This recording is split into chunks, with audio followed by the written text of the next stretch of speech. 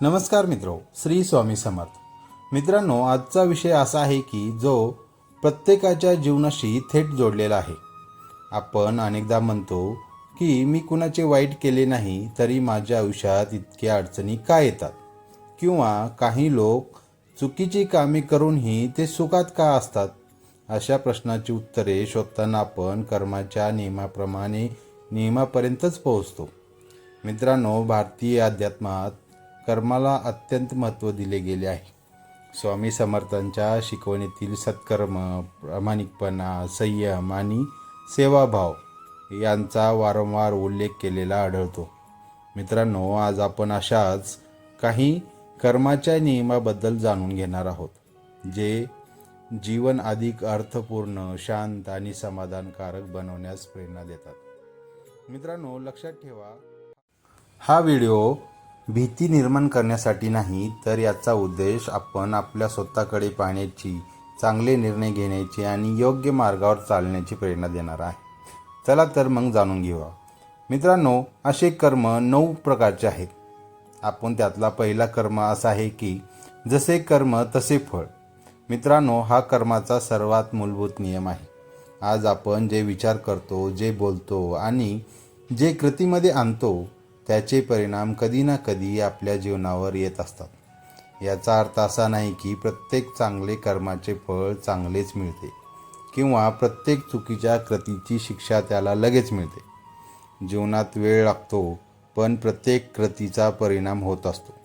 समजा एक शेतकरी चांगले बी पेरतो, पण दुसऱ्याच दिवशी त्याला पीक मिळत नाही। तो रोज मेहनत करतो, पाणी देतो, काळजी घेतो, काही महिन्यांनी त्याला भरघोस पीक मिळते। मित्रांनो, कर्माचीही अशीच आहे। आज केलेले चांगले कर्म उद्या, पुढच्या महिन्यात किंवा काही वर्षानंतरही फळ देऊ शकते। म्हणूनच श्री स्वामी समर्थांच्या शिकवणी सत्कर्माला नेहमीच महत्त्व दिले आहे। कोणालाही फसवू नका, खोटे बोलू नका, दुसऱ्याचे हक्क हिरावून घेऊ नका, कारण जगाला फसवता येते पण कर्माच्या नियमाला नाही। तर दुसरा क्रमांक आहे, निस्वार्थ सेवा कधीच वाया जात नाही। मित्रांनो, आजच्या काळात अनेक जण विचारतात, माझा फायदा नसेल तर मी दुसऱ्याला मदत का करू? पण स्वामी समर्थांची शिकवण ही वेगळीच आहे। जेव्हा आपण कोणाची अपेक्षेशिवाय मदत करतो, तेव्हा आपण फक्त त्या व्यक्तीचीच मदत करत नाही, तर आपल्या मनालाही समृद्ध करतो। तुम्हाला यावरती एक छोटीशी कथा सांगतो। एका गावात एक वृद्ध व्यक्ती राहत होती।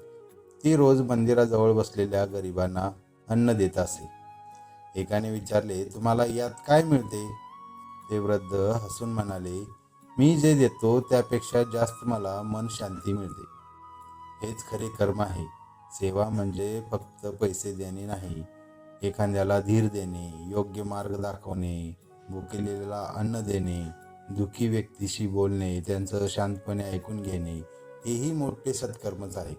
स्वामी समर्थांनी कधीही अहंकाराने सेवा करण्यास सांगितले नाही। सेवा अशी करा की एका हाताने दिलेले दुसऱ्या हातालाही कळाले नाही पाहिजे, कारण निस्वार्थ कर्म हेच खरे अध्यात्म आहे। नियम क्रमांक 3, सत्याचा मार्ग कठीण असला तरी शेवट हा विजयाचाच होतो। मित्रांनो, आजच्या जगात अनेकदा असे वाटते की खोटे बोलणारा, फसवणूक करणारा किंवा चुकीचा मार्ग स्वीकारणारा माणूस पुढे जात आहे, पण हा फक्त काही काळाचा आभास असतो। स्वामी समर्थांच्या शिकवणी सत्याला अत्यंत महत्त्व दिले गेले आहे। सत्याचा मार्ग कधी कधी कठीण असतो, कारण त्यात शॉर्टकट नसते। त्या ठिकाणी संयम, प्रामाणिकपणा आणि धैर्य लागते। मित्रांनो, यावरती एक छोटीशी कथा सांगतो। 2 व्यापारी होते। एक नेहमी प्रामाणिक व्यवहार करत असे, दुसरा ग्राहकाची फसवणूक करत असे। सुरुवातीला फसवणूक करणाऱ्या व्यापाऱ्याकडे जास्त ग्राहक आले, पण काही महिन्यांनी त्याचे खरे रूप लोकांसमोर आले। दुसरीकडे प्रामाणिक व्यापाऱ्यावर लोकांचा विश्वास हळूहळू वाढत गेला। त्याच्या व्यवसायामध्ये हळूहळू भर व्हायला लागली। यातून आपल्याला काय शिकायला मिळते, म्हणजे विश्वास हा पैशापेक्षा खूप मोठा असतो, आणि विश्वास मिळतो तो फक्त सत्याने। आजपासून स्वतःला एक प्रश्न विचारा, माझ्या बोलण्यात, माझ्या कामात आणि माझ्या वागण्यात सत्य आहे का, आणि आहे तर ते किती आहे. तर मित्रांनो, नियम क्रमांक 4, रागात घेतलेला निर्णय अनेकदा चुकीचा ठरतो. मित्रांनो, राग हा प्रत्येकालाच येत असतो, पण प्रश्न राग येण्याचा नाही. प्रश्न आहे, रागात आपण काय करतो. किती नाती एका क्षणात एकाच रागामुळे तुटली गेली आहे. किती लोकांनी नोकरी सोडली आहे. किती कुटुंबामध्ये दुरावा निर्माण झाला आहे, फक्त एका क्षणाच्या रागामुळे. मित्रांनो, स्वामी समर्थाचा संदेश आपल्याला कायम शिकवत असतो, जेव्हा राग येतो तेव्हा काही क्षण शांत राहा. ताबडतोब उत्तर देऊ नका. मोठा निर्णय घेऊ नका. मित्रांनो, अशा वेळी एक दीर्घ श्वास घ्या. स्वामीचे नामस्मरण करा. नंतर पुन्हा विचार करा, कारण शांत मन योग्य निर्णय घेऊ शकते. राग शांत झाल्यावर अनेकदा लक्षात येते, मी जे बोलणार होतो ते चुकीचेच होते. म्हणून कर्माचा हा नियम नेहमी लक्षात ठेवा. रागात कृती करू नका, विवेकाने कृती करा. मित्रांनो, नियम क्रमांक 5, क्षमा करणारा माणूस खरा शक्तिशाली असतो. मित्रांनो, आपल्याला वाटते जो बदला घेतो तो शक्तिशाली, पण आपले अध्यात्म आपल्याला वेगळे सांगते. जो क्षमा करतो तोच खरा शक्तिशाली असतो, कारण क्षमा करण्यासाठी मोठे मन लागते. समजा एका मित्राने तुमचा विश्वासघात केला. तुम्ही आयुष्यभर त्याचाच विचार करत राहताल. राग, द्वेष आणि दुःख मनात साठवून राहील. याचा सर्वात जास्त त्रास कोणाला होईल, त्याला की तुम्हालाच. म्हणून क्षमा म्हणजे चुकीचे वर्तन योग्य ठरवणे नाही. क्षमा म्हणजे स्वतःला त्या वेदनेतून मुक्त करणे आहे. स्वामी समर्थांची शिकवण आपल्याला नेहमी सांगत असते, मनात द्वेष ठेवला तर मनाची शांतता हरवते. म्हणून शक्य असेल तेथे माफ करा. मित्रांनो, माणूस हा अनुभवातून शिकत असतो, पण कटुता आयुष्यभर बाळगू नका. मित्रांनो, ज्या दिवशी तुमच्या मनातील राग कमी होईल, त्या दिवशी तुमच्या आयुष्यातील आनंद वाढू लागेल. नियम क्रमांक 7, लोभ हा दुःखाचे मूळ आहे. मित्रांनो, माणसाच्या गरजा मर्यादित असतात, पण इच्छा अमर्याद असतात. ज्यांच्याकडे घर असते त्याला 2 घरे हवी असतात. ज्याच्याकडे 2 घरं असतात त्याला 4 हवी असतात. आणि ही धावपळ कधीच संपत नाही.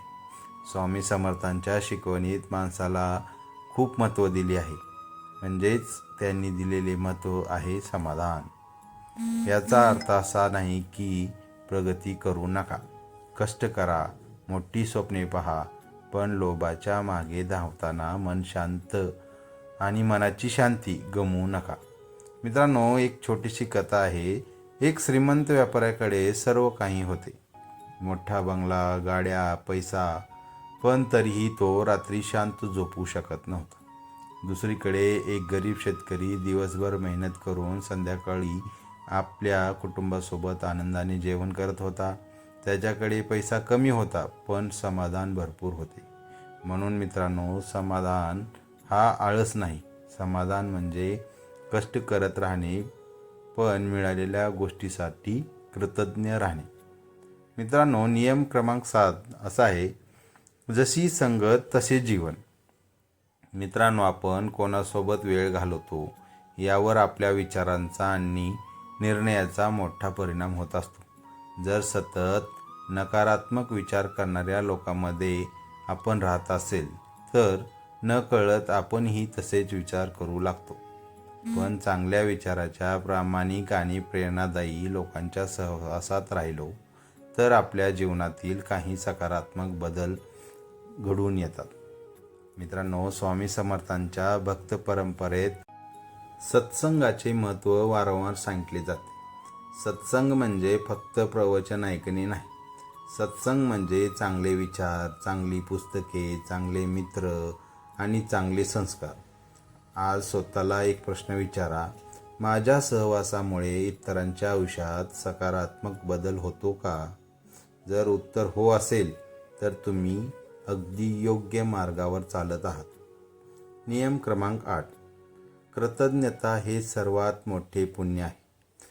मित्रांनो, आपण रोज काही ना काही विचार करत असतो, पण आपल्याकडे काय आहे याचा विचार किती वेळा आपण करतो.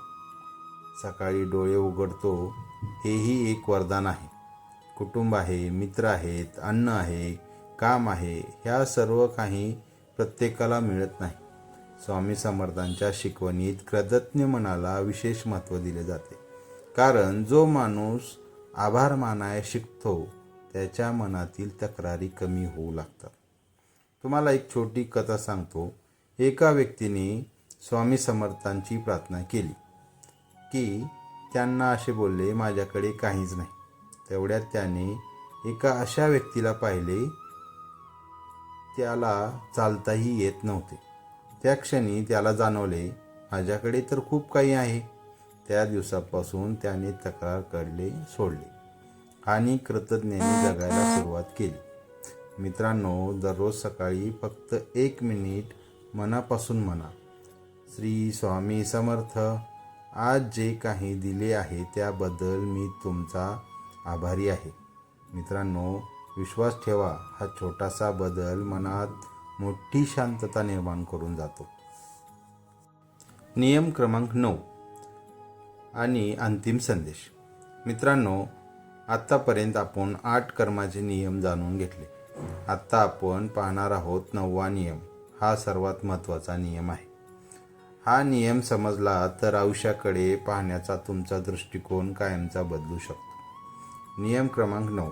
प्रत्येक कर्म करण्यापूर्वी स्वतःला एक प्रश्न विचारा. हा नियम खूप साधा आहे, पण त्याची ताकद अफाट आहे. कोणतेही काम करण्यापूर्वी स्वतःला एक प्रश्न विचारा, हे कर्म मी श्री स्वामी समर्थांच्या समोर उभा राहून करू शकेल का? जर उत्तर हो असेल तर मित्रांनो, निसंकोचपणे पुढे जा. पण मनात थोडी शंका निर्माण झाली तर एक वेळेस थांबा, पुन्हा विचार करा. कारण आपले अंतर्मन अनेकदा आपल्याला योग्य दिशा दाखवत असते. मित्रांनो, यावर एक छोटीशी कथा सांगतो. एका तरुणाला रस्त्यावर पैशांनी भरलेले पाकिट सापडले. त्याच्या मनात 2 विचार आले.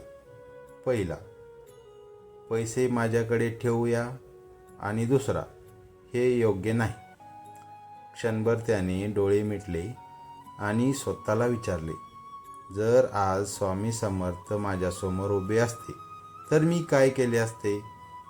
मित्रांनो, त्याला उत्तर मिळाले. तो पाकीट त्याच्या मालकाकडे परत देऊन आला.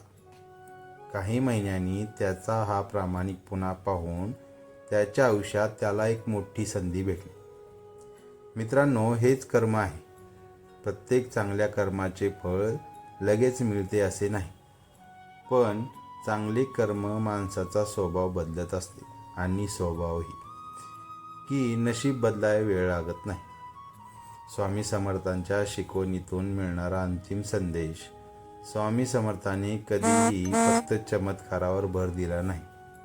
त्यांनी भक्तांना शिकवलं, सत्य बोला, प्रामाणिक राहा, गरिबांची मदत करा, अहंकार सोडा, आई वडिलांचा आदर करा, कष्टाची भाकर खा, दुसऱ्याचं वाईट करू नका, दुसऱ्याचं वाईट चितू नका, स्वामीचे नामस्मरण करा, आणि सर्वात महत्त्वाचे म्हणजे स्वतःच्या कर्माची जबाबदारी स्वतः घ्या. मित्रांनो, आपण अनेकदा नशीब बदलण्याचे उपाय शोधतो, पण स्वामी समर्थ आपल्याला सांगतात, तुमचे कर्म बदला, नशीब हे आपोआप बदलणार आहे. आजपासून मित्रांनो, एक छोटासा संकल्प करूया की दररोज एक चांगले कर्म करू, एखाद्याला मदत करू, एखाद्याच्या चेहऱ्यावर हसू आणू, राग कमी करू, आणि प्रत्येक दिवसाची सुरुवात श्री स्वामी समर्थ या नावाने करू. कारण मित्रांनो, चांगले कर्म, मन शांत आणि अढळ श्रद्धा यापेक्षा मोठी संपत्ती या जगात कुठली नाही. मित्रांनो, आजचा हा व्हिडिओ तुम्हाला आवडला असेल तर तो प्रत्येक स्वामी भक्तापर्यंत नक्की पोहोचवा. कारण कदाचित हा संदेश एखाद्याच्या आयुष्यात सकारात्मक बदल घडवू शकतो. मित्रांनो, कमेंटमध्ये श्री स्वामी समर्थ लिहायला विसरू नका. आणि सांगा आजच्या या 9 नियमापैकी तुम्हाला सर्वात जास्त कोणता नियम भावला. तुमच्या प्रत्येक कमेंटची मी स्वतः वाचत असतो. अशाच प्रेरणादायी विचारवर्धक आणि ओरिजिनल आध्यात्मिक व्हिडिओसाठी आपल्या चॅनलला नक्की सबस्क्राईब करा. पुन्हा भेटूया नवीन विषयासोबत. तोपर्यंत श्री स्वामी समर्थ. धन्यवाद.